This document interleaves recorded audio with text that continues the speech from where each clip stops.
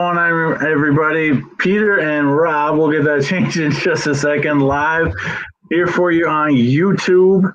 Once again, Buckeyes Battle Cry, Texas, Ohio State, the matchup going down that everybody's talking about today. Obviously, we got Clemson and LSU to look forward to this weekend, and we also have Miami and Notre Dame down in Miami, Florida, getting ready to square off all on week one. The menu is full, man, and college football is finally back, and we are ecstatic that it's back, man. I can't wait. I cannot wait at all, and I'm very excited to get this matchup underway. Arch Manning and the Texas Longhorns coming to town for the rematch from last year's national semifinal that ultimately led to Ohio State's national championship. What are you looking forward to the most here in week one, Rob, in this matchup of the Buckeyes and Longhorns? You know, what I'm looking forward to the most is the quarterback battle. You have two new fresh quarterbacks. Ohio State has Julian Sand, Texas has Arch Manning. Now we talked about this last time, and will Arch Manning live up to the hype of this someone who's the front runner for the Heisman without even ever playing, real game? Yeah. Or, is he just getting all this hype because of his last name? Now, Yep. only time will tell. Now, he does have, I mean, we all know that Texas has speed, and I think his go-to guy this season is going to be Ryan Wingo. So we Yeah. will see how he does this first game. And then Julian Sand. Now, Julian Sand, and the story with this is, apparently Kalen DeBear fumbled, keeping him around, asking him some weird question. And Julian Sand actually called Ryan Day, said, "Hey, do you have room for me?" And so, here we are, opening weekend, about he's going to be the starter. Now, what I like is that he got an endorsement from Jeremiah Smith. He's that guy. He can make any throw. Uh, Defense's nightmare. And so basically, I think that he is going. I mean, he's going to make mistakes as well, but I think he'll have a good showing because we all know the type of weapons that he has around him. I mean, Jeremiah Smith, Carnell Tate, Brandon Ennis. You got Quincy Porter coming off the bench, Mylan Graham coming off the bench, and uh, but also what I'm looking for with both quarterbacks is who can recover after making mistakes, because I'm expecting each one to throw an interception, but who's not gonna lose that confidence? Who's gonna be able to come back strong and show that they belong in this big game? Yeah. That's going to be the big thing, man. Who can settle into this game first? I think both are going to be pretty nervous. I mean, Arch Manning had a few snaps in some big games last year, but it was mainly spot duty and two very easy opponents in Louisiana Monroe, and of course Mississippi State, two very easy opponents to get wins over. And I really think both are going to be pretty nervous at the jump of this game with all the pressure. Every player on these teams has been looking forward to this game. It's been circled since last year. They met in the Cotton Bowl, and all the hype and preparation has been to this day coming up here on the 30th this Saturday. And I think it's going to take a little bit to get the nerves out of the way, and we'll see who can settle down first. Like you said, I think they'll both throw a pick in this contest. Who has the more mental fortitude in this contest, Arch or Julian? Who's gonna be more mentally prepared after their first mistakes in the contest? What I will say about Arch Manning is that he has had some more in-game experience Yeah. than Julian Sand. I mean, even though when Arch got in, and he was actually a starter for some time when Quinn Ewers got hurt. He did play an SEC opponent, even though it was Mississippi State. Um, so I mean, he has had made mistakes in those games and Mm-hmm. known what it is to recover.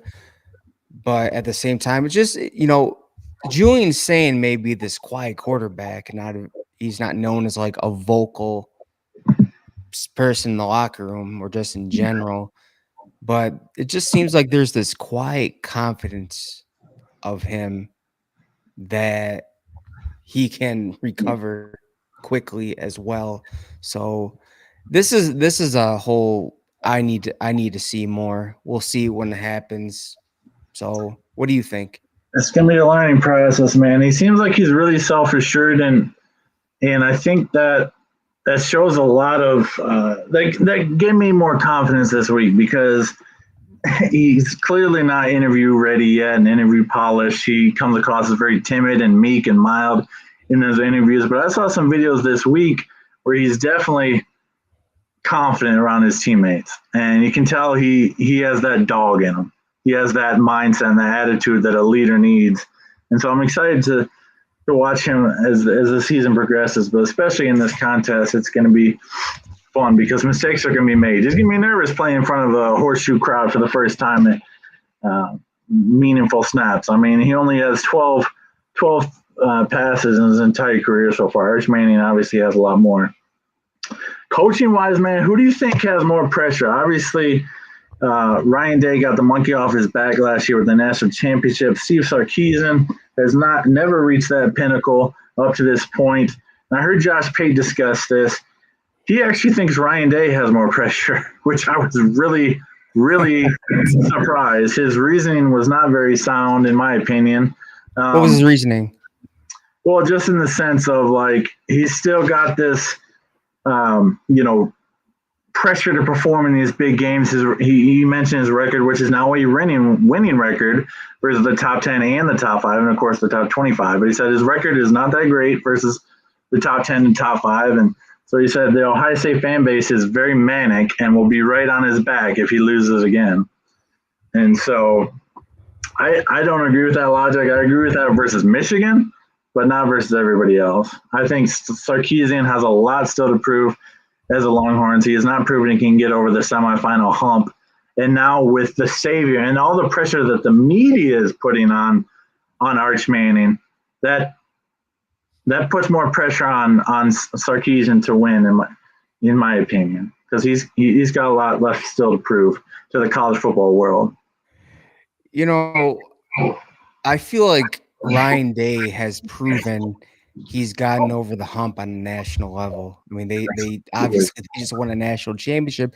The only hump he's still looking to get over is that mental block he has when they play Michigan. Yeah. So I think that if Ohio State keeps it close at home, but they lose, then I don't think that's any reason to hit the panic button and call for his seat. But I mean, let's say he goes on and loses to Illinois and all that, then I think like it's gonna get pretty just a lot of distraught going on in the Ohio State fan base. But yeah, I mean, like I think the pressure's on Sark. I don't know what Pate is talking about. I think the pressure's on Sark. It seems like, at 2023 season, lost to Michigan. Actually, no. What am I saying? That was Washington. Lost to Washington in the semifinals, and then the next season lost to Ohio State in the semifinals. Just like, okay, there seems to be this block when it comes to winning those big games. I know, like, what's crazy to me, dude. They're blaming him for starting Ewers and not putting Manning in there. I'm like, dude, you do realize Ewers was a big part of helping bring Texas back. But yeah, dude, I think Sark has more to prove. And if you go look back at last season, lost to Georgia twice, just got completely blitzed at home, Yeah. and then lost in the SEC championship game, which cost them a first round bye. So I mean, and those are other big games too. So it seems like he's allergic to top matchups and just playing in big games. So this could be a step in the right direction if he and the Texas Longhorns can get it done. Yeah, his last really big win was versus the Alabama Crimson Tide, still under Nick Saban in Tuscaloosa in 2023. So he's got to get another win on his resume, whereas Ryan Day is coming off 4 straight top 10 victories. And so I I was really, my jaw dropped when he said Ryan Day has more pressure. I couldn't believe Pate on that one. Um, Both teams really struggled to kind of rush the football in last year's Cotton Bowl contest. We know that Texas is replacing 4 starters on the offensive line, as well as Ohio State replacing their entire defensive line. It was a struggle last game to move the ball offensively for both teams. They both really struggled to move the ball, and I truly see that playing out again, both on the And ground. that's why I think this is going to be a shootout in terms of each quarterback's going to be slinging the ball, man. I think there's going to be 30 to 40 passing attempts from each quarterback. So Oh, get wow. ready. Yeah, dude. Interesting. That's interesting. Okay. If you look at it, like, dude, you have Julian Sane, look at the weapons around him. You have Mhm. Arch Manning, look at the weapons around him. Yep. Ryan Wingo, and the like. But I think that French, he's also But yeah, freshman wide receiver. So I think yeah, he's true gonna first. We'll see get how much some. playing time he gets in this one. Yeah, we'll see what happens. We'll see if But he gets in the field much. I would be shocked if this game came down to the ground game. It's just I don't think it's going to be one of those matchups. I think it's going to be a shootout through the air. So Okay. whichever quarterback makes the least mistakes, and whoever I'm going to call this right now, whoever has the ball last is going to win this game. Well, it's interesting that you have that perspective because I actually have the complete opposite perspective because I think both quarterbacks are going to struggle in this game. I don't think either is going to have a really good game. And so I really think it'll be dependent on how many turnovers are forced and how well each team rushes the ball. Um, like I said, they both really struggled in the combo last year to move the ball on the ground. Ohio State had a slight edge. Um, I think they only had 67 yards rushing for the total for the game, however, and I think it really is going to come down to the run game because of how inexperienced these two quarterbacks are, and that they will have to lean on their run game. CJ Baxter and Wisner, in my opinion, have the edge, and that's why I give the slight edge to the Texas Longhorns in this matchup because I think Donaldson is a pretty big downgrade from Quinshon Judkins, and Peoples is going to be amazing, but I think Donaldson has a lot to prove. I was not impressed at all with his tape at West Virginia. He And they got him involved in the passing game as well at yeah, the spring game. So look out for that. But man, dude, I'm sorry, man, but I don't see it not being a shootout through the air, dude. I mean, dude, do look you at see the them playing talent. well though? Look at the talent around the quarterbacks. Like, why would you not want to utilize that talent? There's no way. There's no way this doesn't happen. And you know what? We can have a disagreement right now, and No, talk that's talk fine. this through. I don't. But I don't think Ohio State's going to throw 40 times with a first time starting quarterback. I I don't. said, dude, wait, 1 second. I said I 30 to 40 times. I said it at 30 to 40 times. can see And I'm going. 30 throws. I would definitely agree with 30, but I think that would be on the high end of things.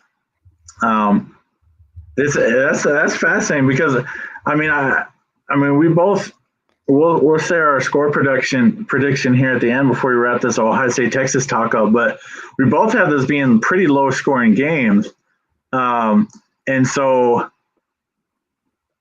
that's part of my reasoning behind because I truly think both quarterbacks are going to struggle pretty mightily in this game. I don't think that either one's going to perform well, and I think they're going to have to rely on the ground game. I think there's too much nerves, there's too much hype, too much pressure for these first year starting quarterbacks. And I don't think I think the college football world is going to come out of this game thinking, interesting, maybe we should pump the brakes on Arch. And maybe Julian Saint is going to grow into his role as Ohio State's quarterback. I think he's going to be a very different quarterback by the end of the year than he will be at the start of the year in the first game. I think Ohio State would be wise to lean on the ground game. That's what I'm saying. Man, I just, dude, if I'm Brian Hartline, I'm be looking back at that Texas game, that semifinal game, and see that the ground game didn't work.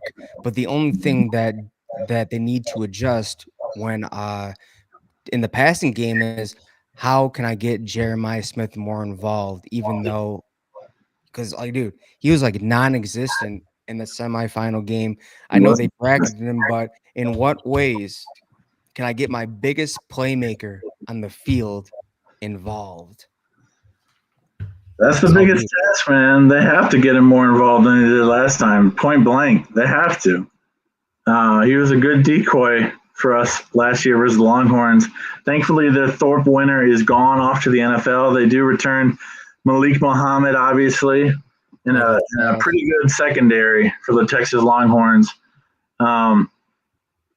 Another reason why my opinion is skewing towards the ground game is that we're starting two brand new tackles for Ohio State, going up against Colin Simmons, who I think could exploit some things for these two new starting tackles.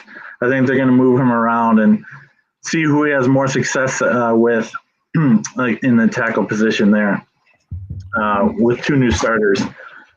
But yeah, man, that's kind of my take. That's interesting that we vary differently on this. We're going to find out who's right, and yeah, we'll see. I think it's going to be low scoring either way, no matter how it plays out, whether we're passing out through the air for ground and pound.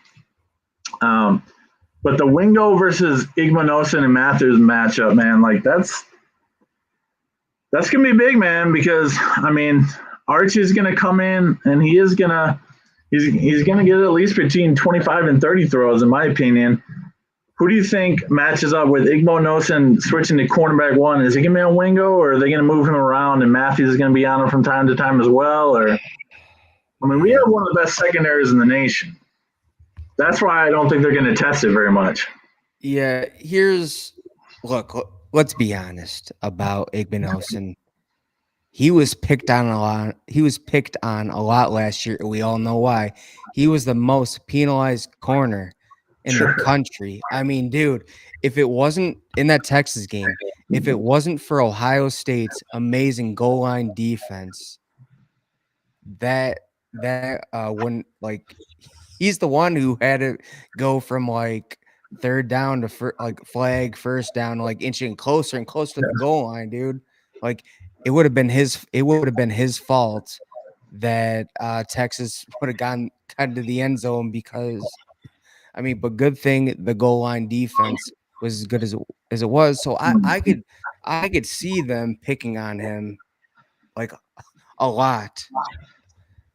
And hopefully, OG Walt has pretty much taught him, hey, you gotta look back for the ball. You can't just, arm guard or, just be all handsy and stuff. But man, if not, like, dude, if it gets ugly with him, I think they'll switch up, put Matthews on Wingo, dude. Yeah, well, that's interesting. Yeah, because, I mean, he was cornerback 2 last year. Now he's elevated to CB1, and Matthews comes on, who's getting a lot of praise, man. I think they'd be wise to test both of them, to be completely honest, because Igmanosin is so heavily penalized. He's going to be heavily watched again this year, and Matthews stepping up in his role and getting more time. I think they're definitely going to test him and see what he's all about in his first year as a starting cornerback. And so it's going to be fun to watch that kind of play out, man. It really is going to be fun to watch that play out. What's your score prediction as we wrap up this Ohio State-Texas matchup? Has it changed from when we made our preview? Ohio State is 1.5-point favorites.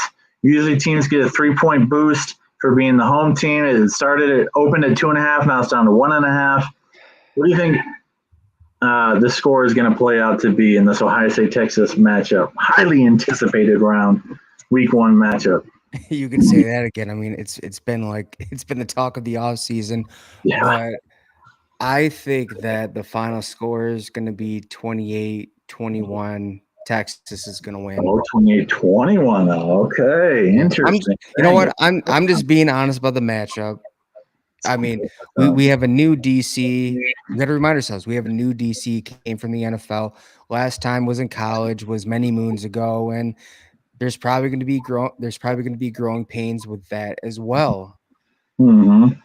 Yeah, So it's gonna be fun to watch. Unfortunately, I think we are on the losing end of this one as well. I think it'll be slightly lower scoring. I think Texas edges us 24-20 in the horseshoe in this matchup. Everybody's been counting down for. I think they edge us a little bit in the run game. Arch has a little bit more experience, so he plays slightly better. Although, like I did say, I think both quarterbacks play poorly, but I think Arch plays slightly better, and they come away knocking off our Ohio State Buckeyes. Now, I'm going to be celebrating like Buck Wild if we win this game because I am going in expecting a loss. There's scenarios where it can play out with Ohio State getting a victory.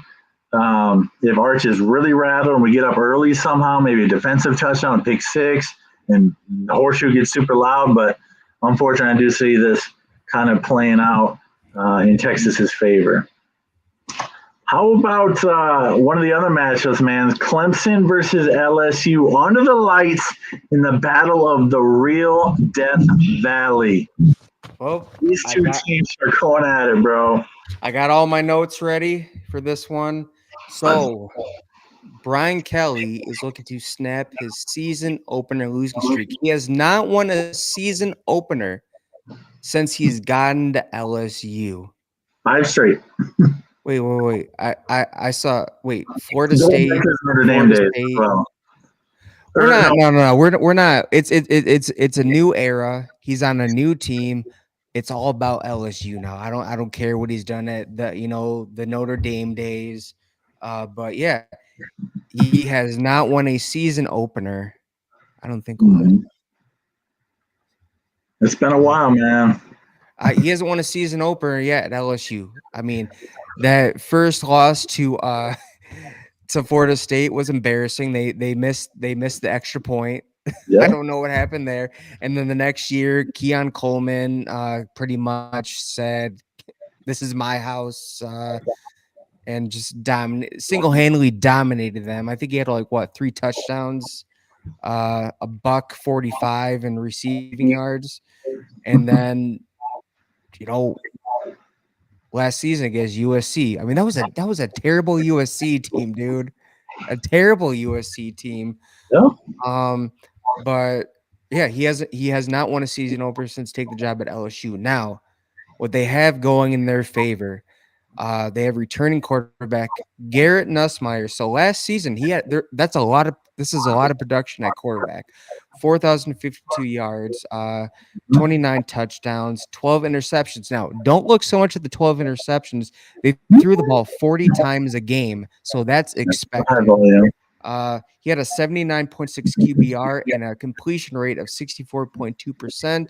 If you go look at the stats, he's improved each year. So to me, if you're at that 65-70% threshold mark, you're doing pretty good. Not everybody can duplicate what Will Howard did last season. But yeah, he was top 10 in the nation in terms of passing yards. And a lot of those quarterbacks, that were in that top 10 as well, have moved on, except the quarterback we're going to be talking about for Clemson. For Uh, sure. the With wide receivers he has around him, Aaron Anderson, he had 61 receptions, 884 yards, 5 touchdowns. Chris Hilton Jr., 743 yards, 3 TDs, 9 receptions. Barian Brown, uh, 29 receptions, 361 yards, 3 touchdowns. At running back, Caden Durham, 140 carries, 753 yards, 6 touchdowns. I don't really see, I mean, with this type of quarterback, dude, I don't really see the run game being put into use unless it really has to. I mean, if you look at what Brian Kelly did with Jaden Daniels 2 years, it seems to me that the identity of this offense is an air raid offense, and it's shown. Oh, without Um, question. yeah, but The you thing know, with keep going. yeah, it looks like he's got some weapons at wide receiver. It's going to be, I again, the identity of this offense is air raid. I don't see Caden Durham, really being called upon unless it's third and short or they need 5 yards here and there. But what I'm excited to see, and maybe Harlem Berry, the number one running back in the 2025 class, ranked 33 nationally. So we'll see if he gets in the game. But on the defensive side of the ball, Well, let's stay on the offense first because I got yeah, some talking points too. yeah, With Nussmeyer, I don't, you know, Brian Kelly has elevated his quarterback recruiting ability at LSU. He couldn't get the same kind of quarterbacks he was getting in Notre Dame. And Nussmeyer is without a question a Heisman finalist. He's a Heisman candidate, I should say. But the thing is, I just don't trust Brian Kelly in big games, man. Like I know there's this subsect of fans that don't take Brian Kelly slander, but it's like he's proven himself that even with these good quarterbacks, Jane Davis's Heisman Trophy winning year, 4-loss season.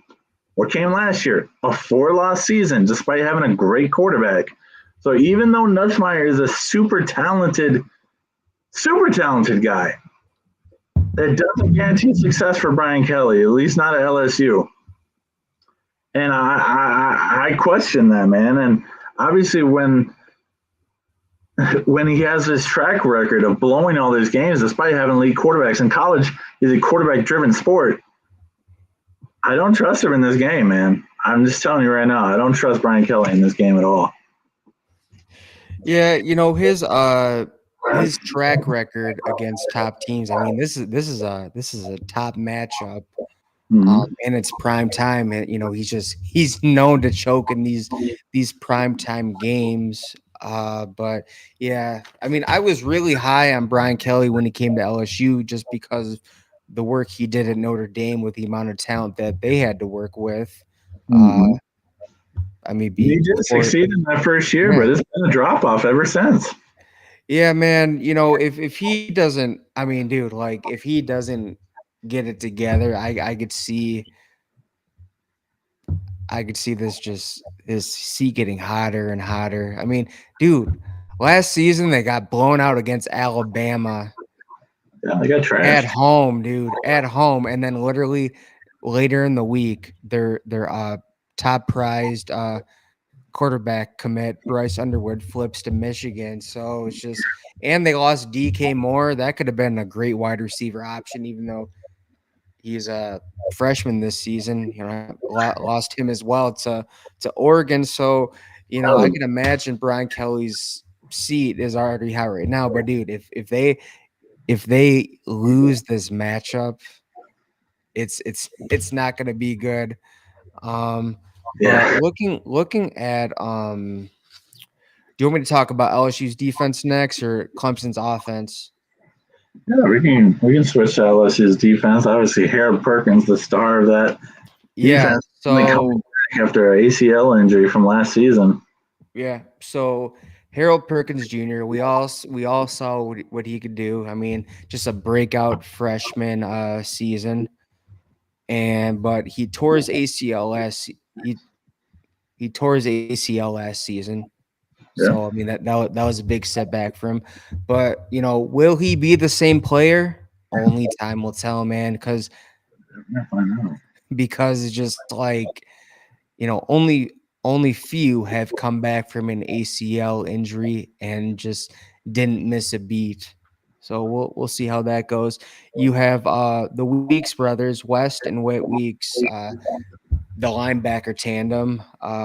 Whit Yeah, Weeks last season had 61 solo tackles, 3.5 sacks, two forced fumbles, one interceptions. Uh, I think their secondary is going to be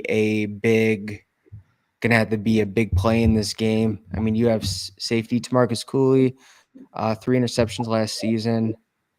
But I mean, what I'm looking at, DJ Pickett, dude, cornerback, 6'5", dude. The dude is 6'5", 195 pounds. We all know that LSU is DBU. They had Derek Stingley Jr., Grant Delpit, among other defensive back talents. So, Dang. but they have a fresh defensive line. They're some are upperclassmen, but they don't really have much game experience or rotation. So we'll see how that goes. What are your thoughts, Peter? Yeah, I mean, Klubnik is going to attack that secondary. He's got a bevy of wide receivers to do it with. Now, LSU, they're known for their wide receivers and their defensive backs down in Baton Rouge. But I think Cade Klubnik and his bevy of wide receivers have some success, especially playing at home. I think that's going to play a big factor in it as well. Klubnik also threw for 4,000 yards last year, and he was phenomenal. He's my pick to win the Heisman Trophy, and I think he's going to start that campaign performing well against the LSU secondary. Yeah, speaking of, I mean, you brought up Cade Klubnik, man. I mean, he's the other quarterback who was in the top 10 in terms of most passing yards in the season. So, I mean, he had 3,639 yards, 36 TDs, 6 interceptions. Now, to put things into perspective, for the whole season, Garrett Nussmeier had 861 attempts. That's really slinging the ball. And Cade Klubnik had 794. Klubnik had a 78.7 QBR. Not gonna lie, I forgot to look up the completion percentage. But I really like the wide receiver tandem that's around Klubnik Mm-hmm. more than what's around Nussmeier. I mean, you have Brian Wesco Jr., 41 receptions, 708 yards, 5 TDs. TJ Moore, 45 receptions, 651 yards, 5 TDs. Antonio Williams looks like he was the main guy last season with Yeah, 75 receptions, 904 yards, 11 TDs. So I really like this wide receiver trio that's around Klubnik more. They yeah, had more production. They seems like they're more complete. They have the experience. I mean, just looking at the just the depth chart, this is a very veteran team. I mean, a good amount of the team from that was made the playoffs last season are back. I mean, they got a veteran defensive line. The only young guy in the defense really is Sammy Brown, sure. which I mean, he was a freshman last season. Big guy on defense, TJ Parker. He had 11 sacks last season. So I mean, he's either gonna duplicate that season or he's gonna try to be better. So They're getting back to their identity after Venables left and rebuilding that defensive line to be one of the best in college football again. I mean, Unfortunately, they had a home run higher in Tom Allen. yeah, Uh, you saw how he did at Penn State with there that really was no defense, reason to let him go at Penn State, but they thought they were upgrading with Jim Knowles, so they dude. They scored. didn't. I don't think they let him go, dude. I mean, he just went to Clemson. That's it. He won something new. I'll have to look into that. I'll have to look into that. I'm not sure of the story on that one. Or maybe it's just. I mean, you ever notice that like a plethora of coordinators or assistants have left Penn State like Well, yeah, immediately? they've had a new defensive coordinator 3 years in a row now, and they've all been good. Yeah. They've all been good. That's They've been Penn spoiled, State. dude. They've been. I mean, you have Manny Diaz. You went from Manny Yeah. Diaz to Tom Allen to Jim Knowles, dude. Yeah.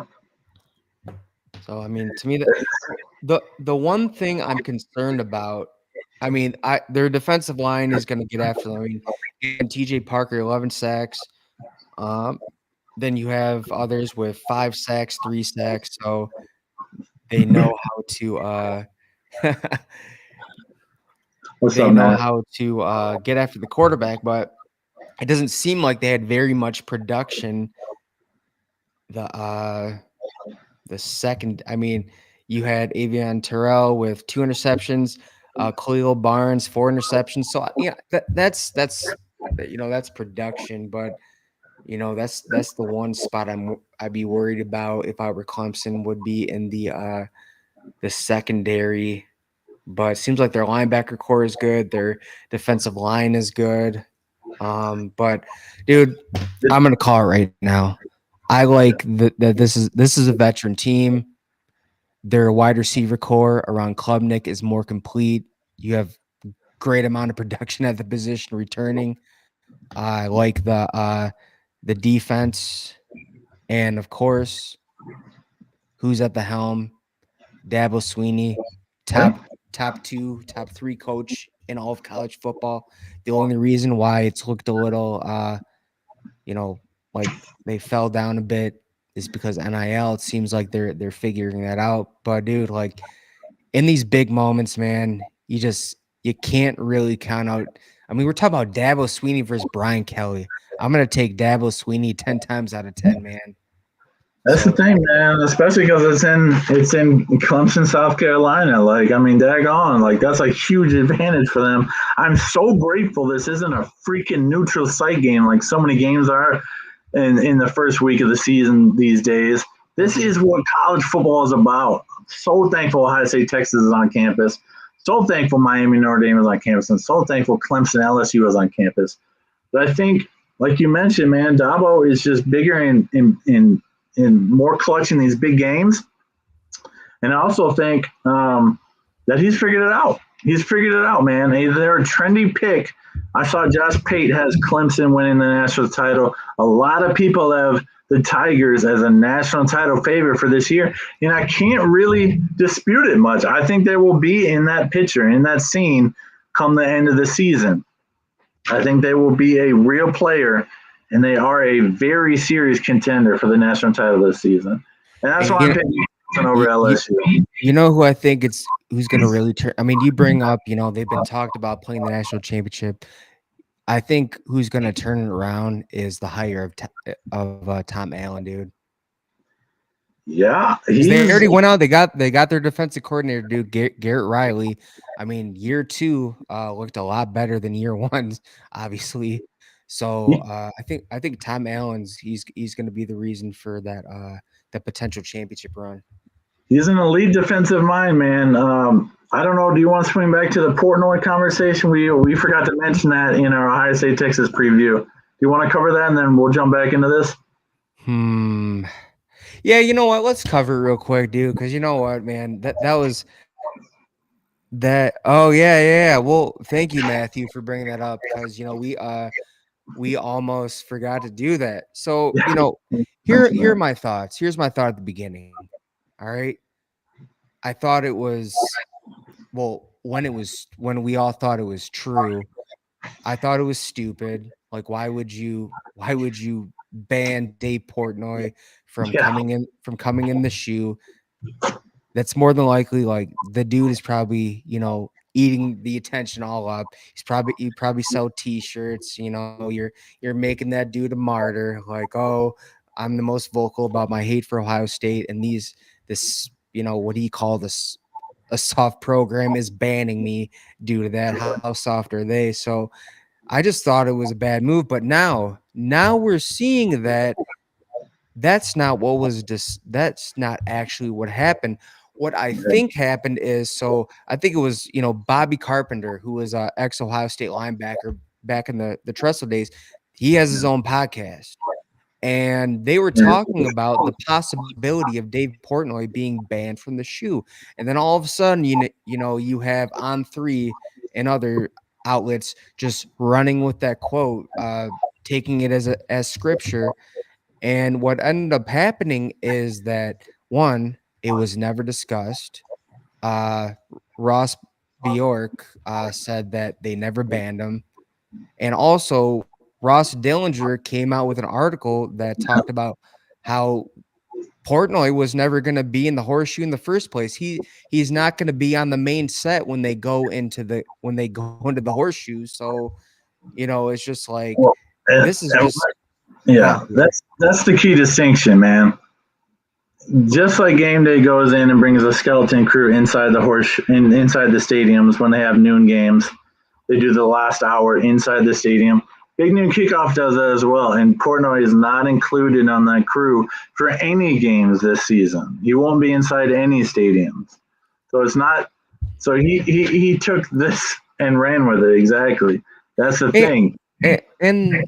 and the whole that, oh, they won't let my crew in the stadium either. It's just like, dude, they have College Game Day in there and they Yeah, have Fox in there, dude. There's only so much room. Like they're not gonna Barstool Sports is not gonna take precedence over Fox Big Ten noon kickoff and right. ESPN College Game Day. It's not gonna happen. If there's room left, there's room left. But other than that, dude, like, and it's going to be for the whole season. Like anytime Big Ten noon is at a Fox Big Ten noon is at a game, Portnoy, like, he's not going to be able to go into the stadium. Yeah, You're telling no, me Ohio State can thread banning Michigan play claim, but wouldn't ban, dude. I mean, we're just going based off, Ross Dillinger. He's a credible source. I mean, he's been they, right about a lot of things. the thing I is mean, they went to. Oh, keep going. and you know what? All right, you know what? I have a feeling we're not going to be able to convince Michigan fans. That's fine. But when you don't see Dave Portnoy on the main set inside any Big Ten stadium this season, a part of Fox Big Ten noon kickoff, that will settle the debate right there. And, And Ross and Dillinger will be right. yeah, the thing is, the damage is already done with this story. I think I've seen videos on YouTube throughout the day about this, and just tweets and comments and clowning Ohio State and clowning Ohio State for that. And so the unfortunate thing is the it's out of the bottle and the damage is done.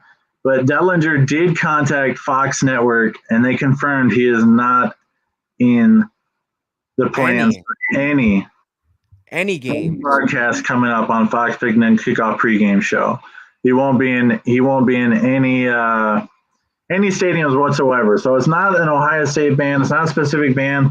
It's not a ban at all. In fact, Barstool Sports will be in Columbus. They just won't be inside the stadium, and they've never been inside any stadium in the history of their program either. So the fact that Man. this has become a story.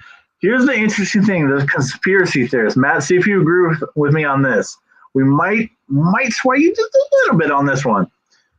They're competing with Corso on his last game day. They know everybody who grew up watching him is going to be watching ESPN and College Game Day to see the Corso send off in his last headgear selection. We're all obviously very sad about that. It's just the fact that maybe they put this out there for a little publicity to try and steal some viewers from ESPN's College Game Day, because they're both going to be on campus. And they're both going to be competing for views for those that don't make the game. And so that's an interesting thing. Yeah, I mean that's not a fan of Portnoy. I mean, Cliff, Thank you. he's introduced me to a lot of great pizza, man. In Florida, Oklahoma, a good amount of Michigan, dude. He knows. I'll give him that. He knows about his pizza, but I mean, what else could I He's say? he's a little watered down version of Paul Feinbaum. He's the ultimate troll, and he does it very well. I will give him that. He plays that frat boy douchey kind of troll job quite well. He knows how to push people's buttons. Wait. If Matthew, if Fox were smart, or if Ohio State were smart, Ohio because State is what he's saying. it's not up, dude. It's not No, up to Ohio State. they're not. It's not, dude. Go read that. Go read that Ross Dillinger article. I'm telling you right now, he called Fox, and Dave Portnoy will not. I'll give you that, or maybe they're giving us a snippet of what's to come.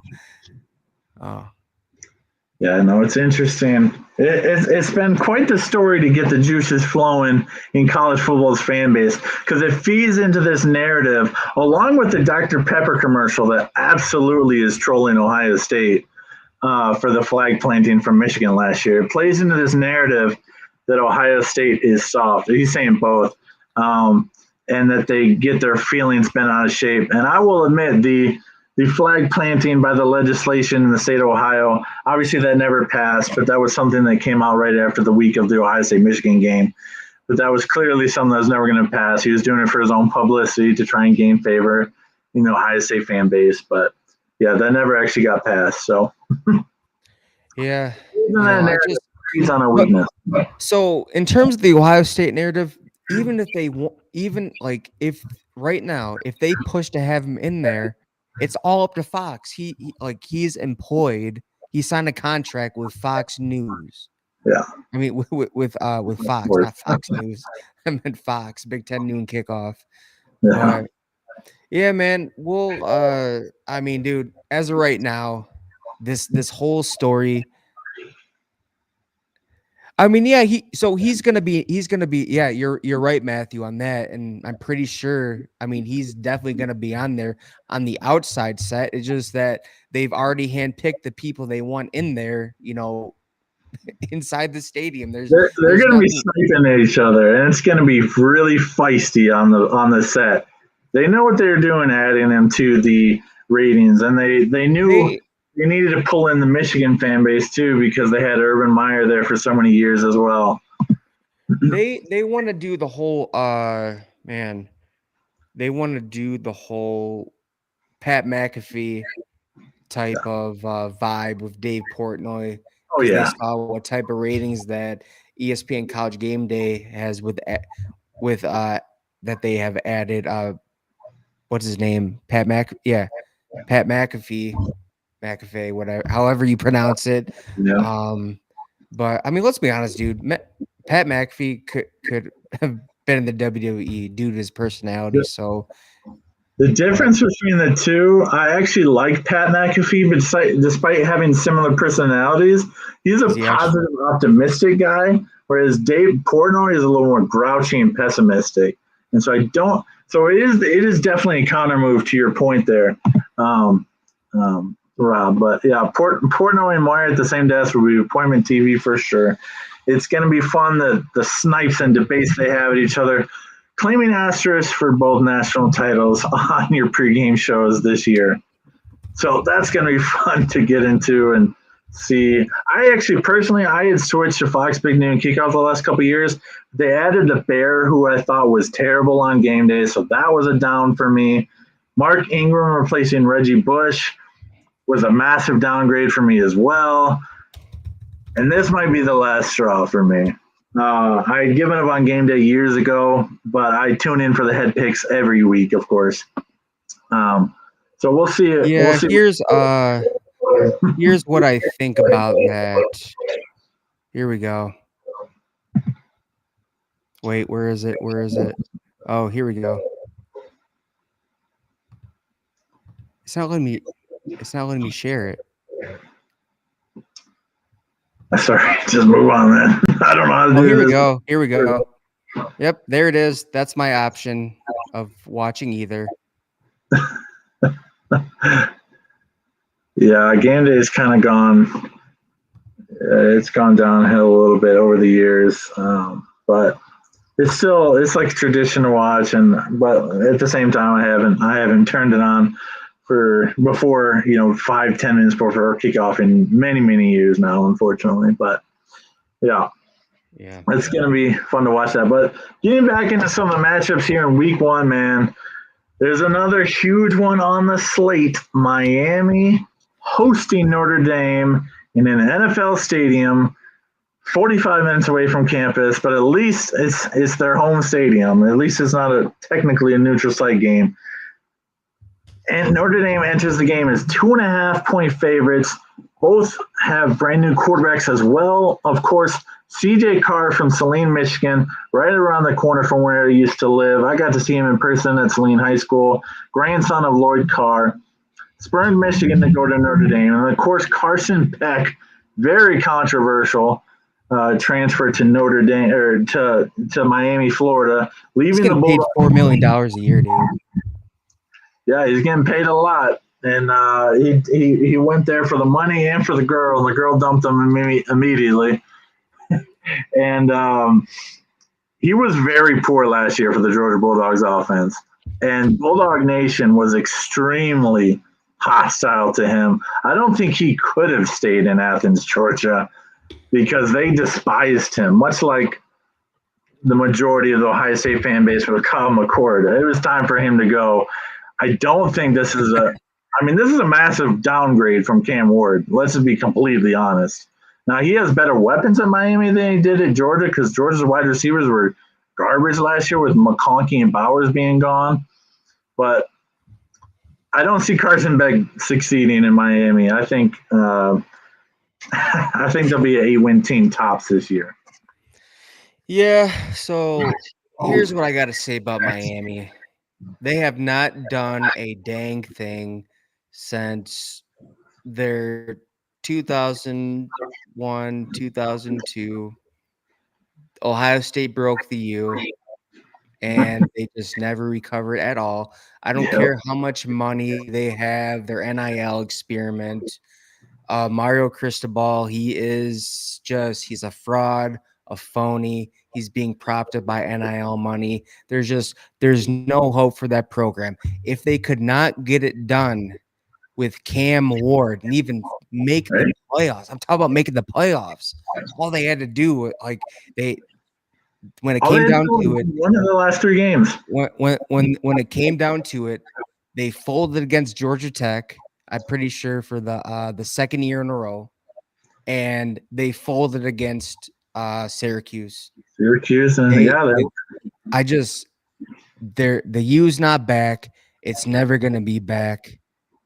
I don't care about NIL. I don't care about their top recruiting classes. NIL only works, and I'll say this for quite some time now. NIL only works when you have a winning culture already instilled. Because if you don't, there's no the expectation there is, oh, I'm just here for the money, nothing else. There's nothing I'm really expected to do. yeah. It's all about me. I came here, I'm gonna get my money, I'm gonna make it to the NFL. I don't actually have to win games. All I have to do is produce stats. And it Well, just so happens that it when if it let me go on, Peter, because I've quite a bit to say about this because it infuriates me. It infuriates me when teams get the recruits who don't deserve to get the recruits because they just don't know how to win the big games or have not been relevant again since their NFL roster in the early 2000s. It's not going to happen. The U's not back. Ohio State broke the U. That's it. well, who would have thought when when Miami and Florida State joined the ACC back in 2003, that Miami would still not have an ACC championship, bro? Like seriously, they haven't been to a BCS game since the 0-2 loss to Ohio State. They haven't been to the playoffs. They've been a trash program ever since they switched conferences from the Big East to the ACC. And I love preying on their downfall. I love watching their continued hot mess down in Miami, Florida. And until they ever get a home stadium that's close to campus, they're never going to have a home field advantage. They're never going to have a program that can compete at the national level again. It just is that way. And so I actually don't see this game being close. Me personally, I think Notre Dame kind of rolls them. Oh, dude, if I'm you very look, high on the Irish. I mean, come on, Marcus Freeman or Mario Cristobal. Marcus Freeman. Oh, I'm taking Marcus Freeman. Yeah. I'm taking that Notre Dame roster that pretty much returns a good amount of their secondary. Uh, from last season's team that made to the national championship. I mean, if you look at that depth chart from last season, they were a really young team who had a good run in the college football playoff, and they got beat by a more veteran, more talented Ohio State team. But Mm-hmm. they're got a lot of upperclassmen. They're more experienced. They're their test. They're went through a lot of tests to get where they were. Yeah. And I agree with you, Peter. It's not going to be close.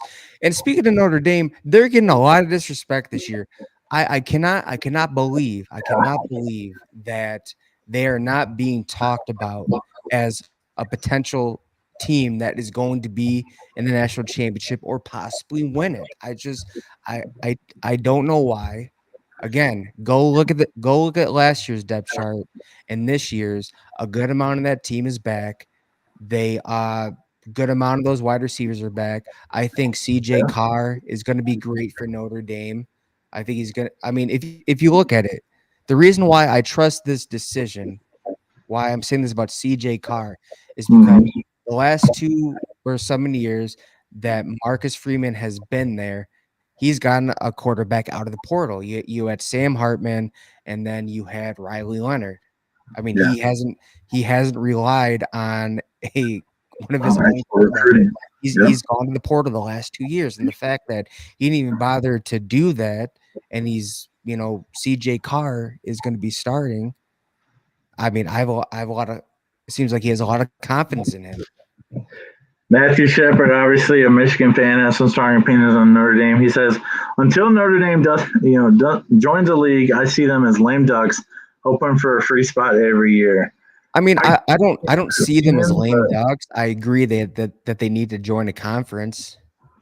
yeah, that's something we can all agree on. They get an unfair advantage in the Wait, playoff so system. what Um, was that? They joined the thing is like, dude, they joined the ACC for basketball and everything else, yeah, but not for every football. sport. Dude, I guarantee you it's because like a good amount of their money in TV deals are from their football program. Guarantee you that's Yeah, why. yeah. They're in the they're in the Big Ten in hockey and the ACC and everything else, and obviously independent in football. But the thing is, I think Freeman has elevated this program from where Brian Kelly had it, but he has to stop losing to these garbage programs. Marshall, Northern Illinois. He's had a terrible loss every single season. And now he recovers well, but he's got to stop overlooking these garbage opponents that he keeps tripping up at home in front of a home audience. You can't lose those games ever. But I do respect his ability, and we'll see if he comes back to Ohio State one day. A long time down the road. Obviously, we're pretty set with Ryan Day with where we're at, but yeah, Freeman obviously recovered well from the Northern Illinois loss last year and went on a run.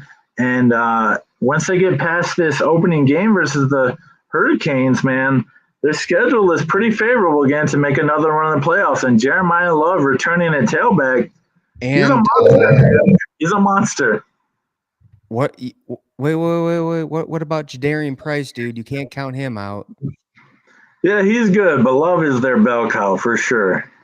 He's going to be in Heisman contention this year, in my opinion. Yeah, I mean, like, dude, I don't think it's gonna be close, man. I think Jadarian Price and Jeremiah Love are gonna run all over them. I think their passing game's gonna be great. I mean, let's be honest, dude. Miami's defense is butter soft, and they showed it last season when they gave up over 300 all-purpose yards against the freaking Cal Golden Bears, dude. The Yep. Cal Golden Bears. What have they done? Absolutely nothing. Their defense is They embarrassing. should have lost last year. It's not gonna be their defense is embarrassing. It's not gonna be better. Dude, I just don't like the U. I just Gave don't. up over 35 points a game last year, man. It was an embarrassment to defenses everywhere. And I think that tradition continues, yeah, even under the new defensive coordinator, man. It's going to be interesting to see. But what do you think? What do you think the score might be in this one? We both said we don't think it's going to be close, Dude, despite only I two and think a it's half gonna be points there. 35 to 14, dude. Wow. Dang. So you really think the Miami offense like massively takes a step back on the back, which I can see. Like I said, I'm not high on Beck at all. I'm not high on Beck at all. Um, Matt Shepard asked again, what was the answer to this real briefly? He's saying, what do you think record wise? How, to be honest, how far is you guys to see Michigan getting? We'll cover that in just a second. But in my opinion, I think they're identical to record in Ohio State this year. I think both teams are going to be 10-2. Michigan has a chance to go 9-3. Michigan has a really easy schedule, by the way. Yeah, and that's why we covered this a little bit in the offseason. Not that Michigan will necessarily be a better team because they lost a lot of defensive talent and starting a true freshman quarterback. But the schedule sets up so easily and favorably for the Wolverines. I can see a scenario where they only win 9 games, but I truly see them getting to 10-2 there, and we'll talk about the Ohio State Michigan game later on for sure. But I see a first round playoff exit for the Wolverines. Yeah, what happened to your picture, dude? Where are you? I don't. I see myself. Oh, you do? Yeah. Oh. I don't see anything. All right, man. Moving on to the next topic. What do you think of Kalen DeBoer, man? He's entering year 2 at Bama.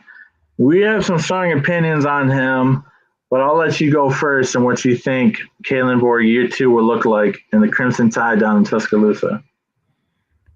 Well, first off, I was really confused about this hire because if you saw the type of balance that Nick Saban brought to the Alabama Crimson Tide in terms of offense and defense, I mean, he understood that, hey, if I have a top 20 offense and I have a top 5 defense, there's a good chance that it's gonna end in a national championship.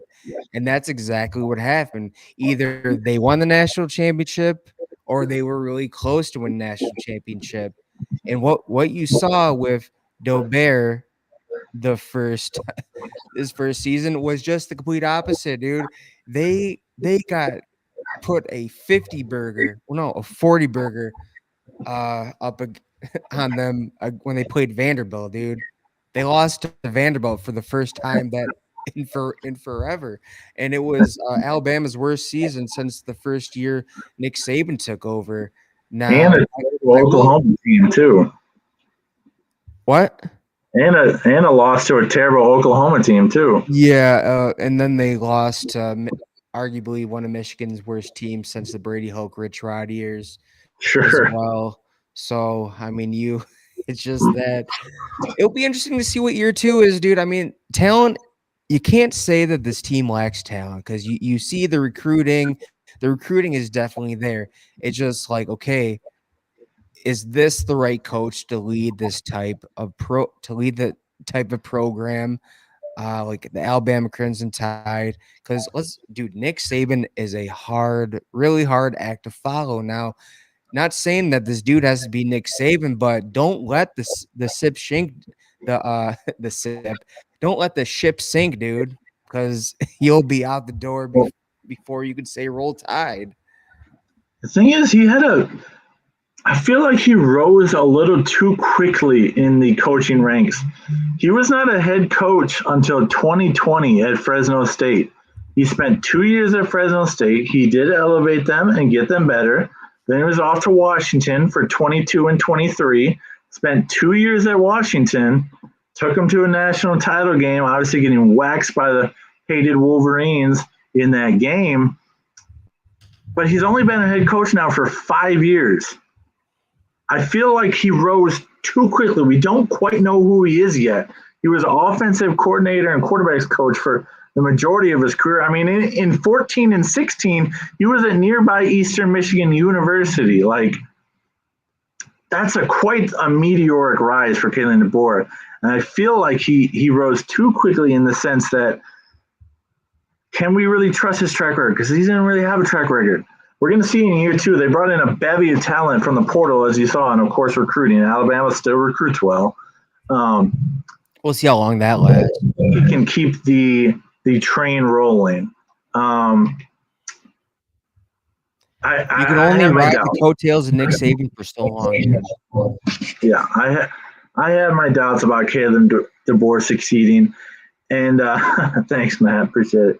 And to follow the legend is not an envious position. That's not what I would want to be in. And year one did not go well. He's already got detractors in the Alabama fan base, and he has to prove some serious mental fortitude in year two. They have to get to the playoffs.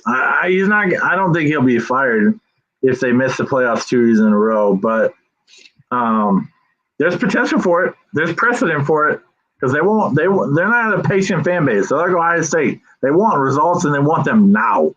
They don't want them in 3 years. And I think the meltdown's going to be even worse because of just the level they've been at since Nick Saban took over, dude. And also, I don't think, dude, their quarterback situation right now with Ty Simpson, dude, I don't. And you know what? I could very well eat my words, but dude, I don't think Ty Simpson is much of just a quarterback to be just being honest, man. Yeah, I don't have a clue how good he'll be. He's definitely, Let's say that when he sticking around as long as he did. Yeah, let's just say when he got his shot, he blew it. So yeah, he played. Granted, that was 2 years ago, but he played against South Florida and he was absolute garbage. We'll see how he does this starter. I don't. I think Kalen DeBoer, unless he's absolutely totally dreadful, Simpson and quarterback, I think it would be wise to keep Simpson and quarterback and not have a fluctuating open door, revolving door at the QB position, because that's always a recipe for disaster. Keelan Russell, of course, is the talented 5-star freshman quarterback, but who knows if he's ready? That could be even a bigger disaster than Ty Simpson at quarterback. So I mean, here's what their schedule looks like, and here are the big games, man. Mm-hmm. They play Georgia. They play number 5 Georgia, 24 Tennessee, 13 South Carolina, 9 LSU, 18th Oklahoma. So, and then the Auburn game has been pretty tight the last 2 years. So, I mean, man, I could see like there's a possibility it could be another 3-4 loss season, dude.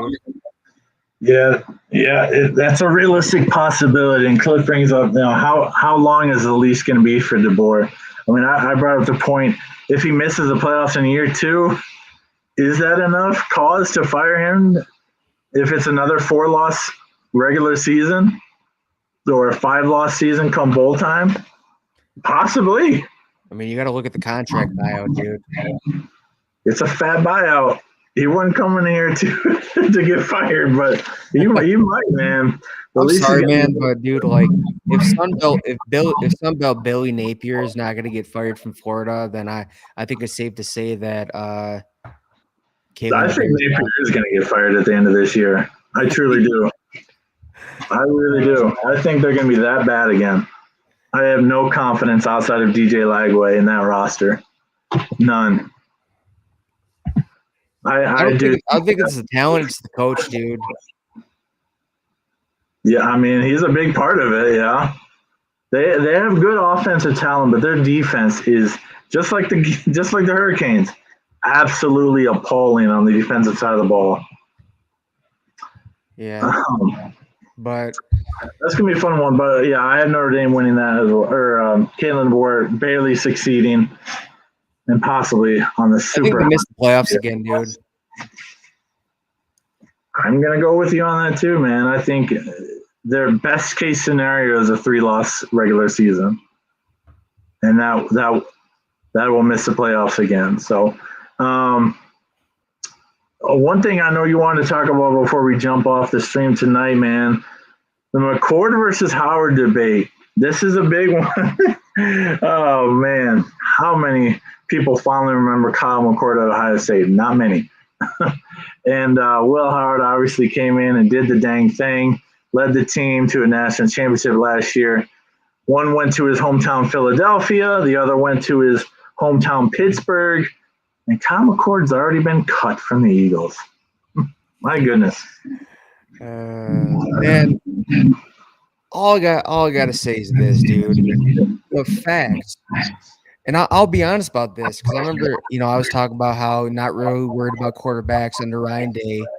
Mm-hmm. The 2023 quarterback battle between Kyle McCord and Devin Brown, I was really concerned about the quarterback situation, and now you see why I was concerned. Mhm. Devin Brown getting benched by a freshman at the Cal Golden Bears, Yeah. and Kyle McCord. We told you what he was. We told you what we saw, but apparently you had to see for yourself. Just did not belong in the NFL, or just the fact that it's a high pressure situation. Yeah. Sure. And Donovan Edwards just got cut from the Jets, man. But Yeah. sticking to Kyle McCord though, a high pressure situation in the NFL. Where was the last high pressure situation that he failed at? Ohio State. Like I've always said, it takes a special type of person to be the quarterback at Ohio State, and he just couldn't do. I just heard that him and Day's relationship was not good at all. Day was always frustrated. Heck, I was always frustrated. I knew from watching when I watched that Wisconsin game, I was like, this dude got worse as the season went on. Like, I don't know what we're doing. The fact that he's the quarterback is an embarrassment. It's not that he wasn't a good quarterback. He didn't have the mental edge. He He was like didn't deer have the mental headlights. He toughness is peed what he down his leg. was. He had a beautiful deep ball, but his short term and intermediate throw accuracy was absolutely atrocious. Now, this is really going to fire Rob up here. This comment from Shepard here. We both completely disagree, but Rob strongly disagrees with this. No, dude, Matthew, I'm gonna say it again. He could not handle the pressure at Ohio State. If he Yeah. would have stayed the quarterback at Ohio State, there is no natty. Kyle McCord is not that dude. He does not have the mental edge. He's not a He's leader, not too. he's not mentally tough. He's not a leader. I mean, dude, that whole like everything comes full circle comment, what a joke. Yeah, everything comes full circle. You didn't win a national championship. The only reason why you're good at Syracuse, because you don't go there to win national championships. You go there to be somewhat relevant. You go there to win, 9, 8 games a year. So that's like nothing. And then don't even get me started about like, dude, Ohio State fans. I'll tell you this right now. Not one Ohio State fan lost sleep when he left, dude. Heck, I wanted to go and pack his bags. I wanted to go and pack his bags for him. See ya. We're not gonna miss you, dude. Like, and not saying he's a oh yeah, his time at Syracuse as well. He did not, and I looked at the stats on this. He did not play a top defense at all, dude. Not one was ranked above 50. You don't believe me? Go look at his lone season at Syracuse. Go look up each team's defensive ranking. Just not. I'm impressed because of the talent he had experience against him. Here's the thing. Because I know Rob's going to blow a gasket. So let me take over. Like, he has a passionate disdain for Kyle McCord. I don't feel the same way as he does on that. Obviously, there was a clear upgrade with Will Howard. There's no question about it. In terms of leadership, in terms of confidence, Kyle McCord just does not have that confidence. He is not a leader of men, unfortunately. The one thing that I was I was slightly impressed with his Syracuse year. Now, granted, he didn't play any defenses of note in the ACC, but he still balled out, and he had no offensive weapons to work with at Syracuse. No, you have to give him props for that. You have to, Rob. You have to. Wait. I said I did, but I'm not impressed with the defenses he played against. I'm just not. People want to make a big deal about Miami. Miami has I'll say it again. Miami had a butter soft defense, soft as a batch of Toll House cookies, dude. Well, he did, but he still played better than Cam Ward in that game. He still played better than Cam Ward in that game. I just Outdueled the first round, the number one overall draft pick. Now he's not a better quarterback than Cam Ward. They both played trash defenses all season long. Do you want to know why he did good? It's because he knew the fan base, win or lose, they weren't going to say anything. Oh, well, if I win, they'll love me. If I lose, they'll still love me. Because there's Well, to your point, it's a way less pressure of a program. But I'm not going to disparage the kid because he absolutely balled out last year. Now, am I surprised he got cut? Absolutely not, because I knew he would not be an NFL quarterback. And dude, absolutely not. The thing is, Will Howard is barely hanging on to a roster spot as well, though, unfortunately. And that's not too much of a surprise as a sixth-round draft pick. But whoa, Peter, it's not because he's bad. It's not because he's bad. I still don't think he'll have a very long career in the NFL. He's just not an NFL quarterback. Come on, Peter, dude. No, he is not an NFL quarterback, bro. He was balling out in camp. I'm telling you, man. I'm telling you, dude. I heard a lot of. Don't forget that my wife is a Pittsburgh Steelers fan, and she follows them. She heard a lot of great things about Will Howard coming out of camp. Like, I think they like him as a leader, but the thing is, he's going to be placed on injured reserve for the first 4 weeks of the season, and he has no guarantee to make the roster because Skylar Thompson has balled out as well. And so we'll see. I'm obviously rooting for the guy. I like him a lot more than some previous quarterbacks that we've had, but we'll see if Howard can make the 53-man roster. Right now, unfortunately, he is on the outside looking in. I fully disagree with this shot. You're going to fire Rob right back up again. It is there. To your point, there is second-year players who start at the same school in the same system traditionally do better. But once again, and I don't know why MGO Blog is so in love with Kyle McCord. This is a sentiment all over MGO Blog that Kyle McCord could have done the same things that Will Howard did. He was he couldn't have. We don't win a national championship with him. We don't. Absolutely not. Absolutely not. I can't buy into that sentiment. Kyle McCord leadership skills are horrendous and absolutely poor. And I really don't like trashing former players because they put the blood, sweat, and the tears for 3 years. But it was very clear to me that he was elevated by Marvin Harrison in high school. And yes, he did win 3 state championships in high school, but he was very clearly elevated by the roster there. And he was not a guy that could elevate the Ohio State roster. He's not. No.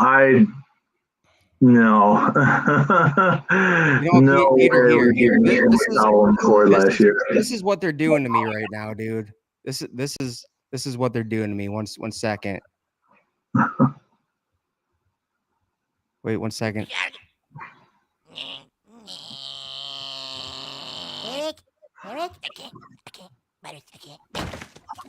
Yep, there it is, the big one. That's what you're gonna cause me to do right there. Hey, you're entitled to your own opinion, but we watch every Kyle McCord snap, dude. And he did not have. Travion, hear me out on this. Travion Henderson carried him throughout the season. The Notre Dame game, and I'm not taking after the Notre Dame game. Kyle McCord was horrendous. His completion percentage was garbage. He threw 2 interceptions against Rutgers. He had a completion percentage of 45%. 45%.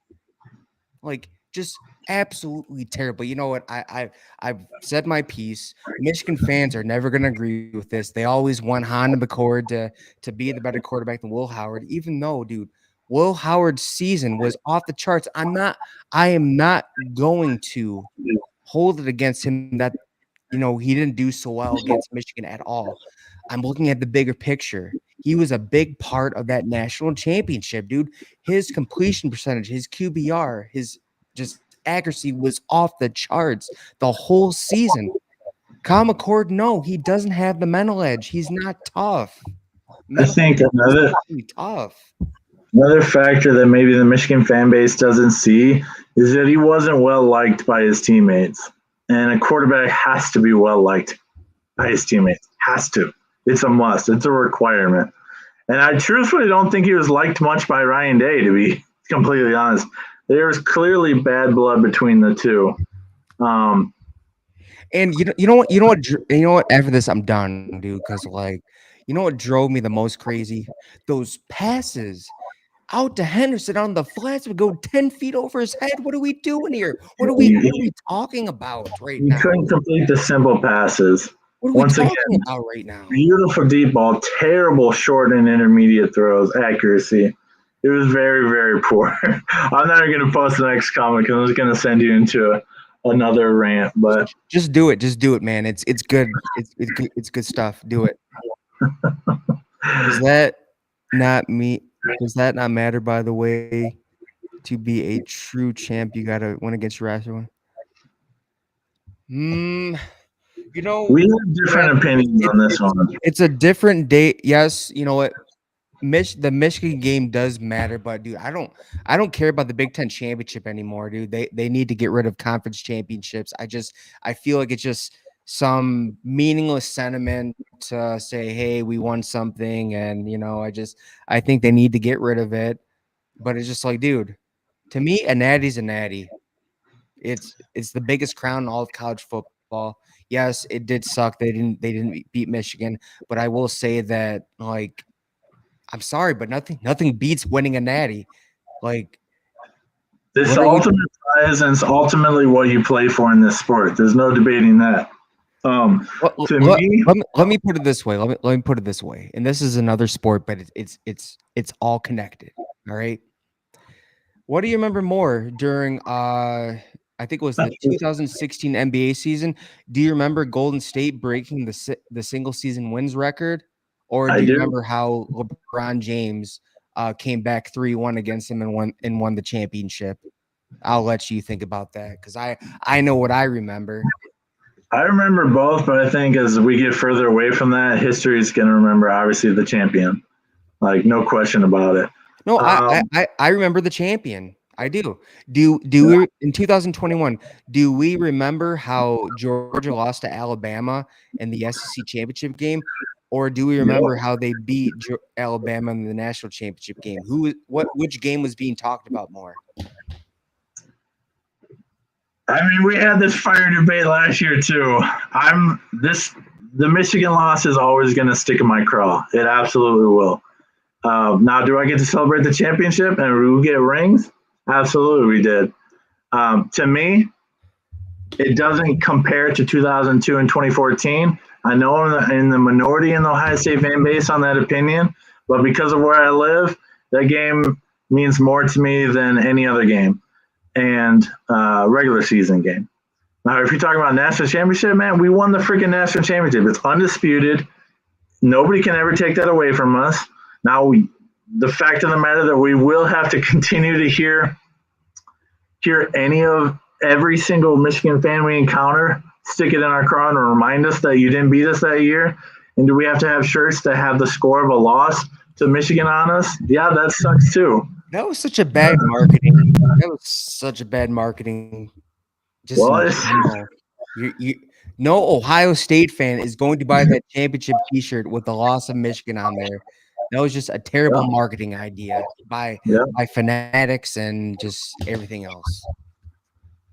that's good. Okay, well, to your point, maybe you win the debate on that. Like Matthew Shepard just remembers the championship. He doesn't remember Georgia losing the SEC championship and then beating Bama for the title. All right, man. But Fair enough. Everybody has their opinion. It's First Amendment rights. So, Peter. Oh man, I think we. yeah, Oh, there we go. There we go. that was the focus of the off season for a lot of Ohio State fans. Not for me, and not All for, right. for many of us on the channel, but Yeah, you're kind of frozen, dude. uh, Okay. Not on my screen, but all right. um, yeah, so I think it's unfortunate that a lot of Ohio State fans focused on that and didn't celebrate the Natty as much. They wanted the hammer to come on Michigan. If you go back, you see the video for us. You know, we covered a little bit of that, but we didn't focus on that this off season too much. So anyway, anything else you want to cover before we jump into week one here of the college football season? Games start in 2 days. Nebraska Cincinnati is one I'll be watching on Thursday night to see what Dylan Raiola year two looks like. Any other things kind of jump out to you or stand out to you this week? Nah, man. I mean, it will actually be cool hearing. Yeah, 30 in a row for the Natty for the Big Ten would be cool. But no, man, Hopeful. dude, I'm really excited. It's the season opener. It's the Yeah. opening weekend of college football, dude. We have a lot of games from Thursday all the way till Monday. It's capped off with Bill Belichick's big debut in college football with the North Carolina Tar Heels. Well, they take on the TCU Horned Frogs. I mean, a lot of big matchups on Saturday. You got Texas, Ohio State, then that primetime game where Brian Kelly's more than likely going to choke again against it's the LSU Tigers versus the what is against Clemson, Yeah. and you also have games in between. I mean, I'm interested to see Florida State versus Alabama. Not gonna lie, dude. We're gonna be watching that. I'm gonna be watching that Michigan, New Mexico game to see Yeah. how one of it does. So I mean that. Yeah, we want to see the Bryce Underwood debut. Obviously, it's going to be a lot more telling versus Oklahoma on the road in Norman in week two, but obviously, we're going to watch the debut. We're college football sickos. Like, we love YouTube TV and the multi screen view that they have, and we're a huge proponent of that. Hopefully, they can figure out the dispute right now because right now, nobody's going to be able to watch it who subscribes to YouTube TV. But I'm sure they'll get that straightened out before Saturday comes along. Yeah, it's gonna be fun, man. The 2025 season has already begun. Started with a nice ranked matchup between Iowa State and Kansas State. And one interesting fact, man, for Ohio State centric, the last Big Ten team to repeat as national champions. Can you take a guess who that might have been? This is something I came across today, and I thought it was pretty funny. Man, I don't go like. Just take a stab. Take a stab. You know all the Big Ten teams. Could you give me a guess, like a little clue that just doesn't really give me the answer, but it points to it? It was in the 1960s. Was it Ohio State? No, Ohio State has never repeated as national champions. It was actually the MSU Spartans. They won Oh yeah, back-to-back that's right. The MSU Spartans, man. in 65 and 66. Man, I should They're be last embarrassed right national now, title, by the dude. way. So kind of a mark on the Big Ten. Ohio State's had teams that could have repeated, but 2015 being the greatest opportunity, but they played very poorly all season. Penn State is favored to win the Big Ten. One last comment on them before we head off. I know you said you predicted Penn State to win the Big Ten. How far do you think Penn State goes in the playoffs, though? Because that's the big factor. It's a dude. It's as far as Drew Aller takes them and James Franklin. But let me tell you something about James Franklin real quick before we get off here. He's been the same person every year. He's been the same person every year. The only reason he has not been fired is because it's just like, okay, let's look at what the program was before he turned it around. We had that whole scandal with Jerry Sandusky and Joe Paterno, and what if we make a mistake, let him go, then go all the way back to doom and gloom before he turned it around. And it's like, how can you justify firing a guy who's like right there? And we did predict that they would be one of the teams that benefited from the expanded playoff, and they did. But dude, he has literally told you who he was every single year, especially against Ohio State, and there's been no improvement at all, dude. Like, he chokes, he makes dumb mistakes. I mean, let's put it this way, dude. 2018, we actually watched this game together, Peter. It was KJ Hill ran it in at the end, and then Interesting. James Franklin decided to run it towards Chase Young on a 4th and 2 or 3. Yeah, 4th and 5 draw play. Yeah, 4th and 5 draw play when you have Chase Young there ready to eat. And then, last season, the dude runs it 3 times. You get an inch each time. You're pretty much almost there. Then decides to throw it. It was just like, Yeah. okay, and then leaving your quarterback out there in the semifinal high and dry when he should have taken a knee and played for overtime. Just, it doesn't make sense. He's been the same person each year, and we'll see if he's made any changes. Yeah.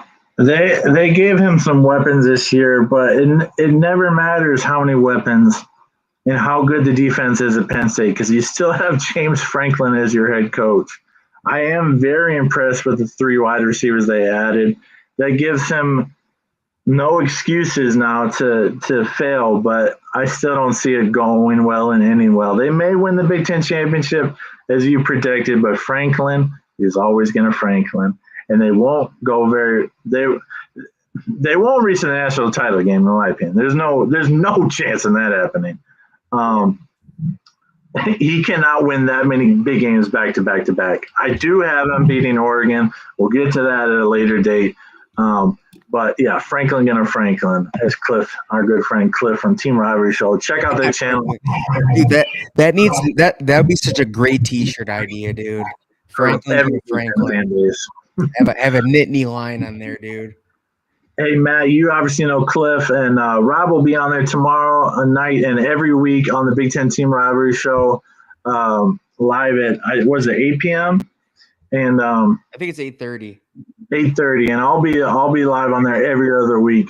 Just got some things going on, but make sure, yeah, Cliff, fill us in. What time is the show tomorrow night so everybody can tune into your live stream as well? Yep, looking forward to it. 8:30 says Cliff. It's gonna be a fun show discussing all the Big Ten matchups. A lot of fun debating things and chopping things up. A lot like we do here, but with an even bigger panel and even more knowledgeable guys. And it's a lot of fun so we're both excited to be on that show for a second year running. And it's going to be a good time. But that's going to do it for tonight. Go Bucks and God bless. We will see you on the next one. OH. IO. Let's go Bucks, baby.